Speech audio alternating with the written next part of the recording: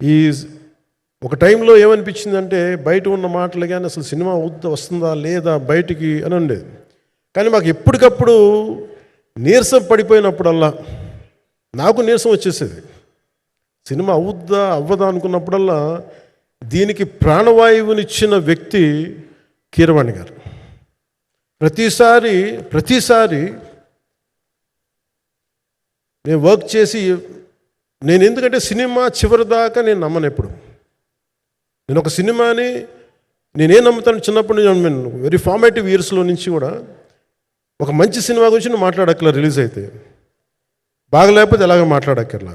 అందుకే నేను ఎప్పుడు సినిమా క్వాలిటీ మీద దృష్టి పెడతాను తప్ప ఇంక మిగతా వాటి మీద మాట్లాడను. అందుకే నాకు ఎప్పుడు ఈ మాట్లాడటం అనే దాని మీద ఎప్పుడు దృష్టి పెట్టలేం. కానీ ఫస్ట్ టైం ఈ సినిమాకి చాలా అవసరం అనిపించింది. అందుకని ఒక నిర్మాతలు కనుమరుగవుతున్న ఈ సమయంలో ఒక బలమైన సినిమా తీసి ఒడిదుడుకుల్ని తట్టుకోగలిగి ఒక నిర్మాత కనుమరుగవ్వకూడదు. ఆయన పక్కన ఏది ఉండాలని అండగా ఉండాలని చెప్పేసి నేను అన్నీ వదిలి, ఇంత బిజీ షెడ్యూల్స్ అన్నీ వదిలేసి, ఒకవైపు నన్ను నా ప్రత్యర్థులు తిడుతున్నా కానీ, సినిమాలకు వెళ్ళిపోయిన తిడుతున్నా కానీ, ఇదేంటంటే నాకు అన్నం పెట్టింది ఇది నాకు నా సినిమా పరిశ్రమ. అంటే ఇక్కడ మిత్రులందరూ కూడా చాలామందికి నేను ఇండివిజువల్ ఇంటర్వ్యూస్ ఇచ్చాను. నేను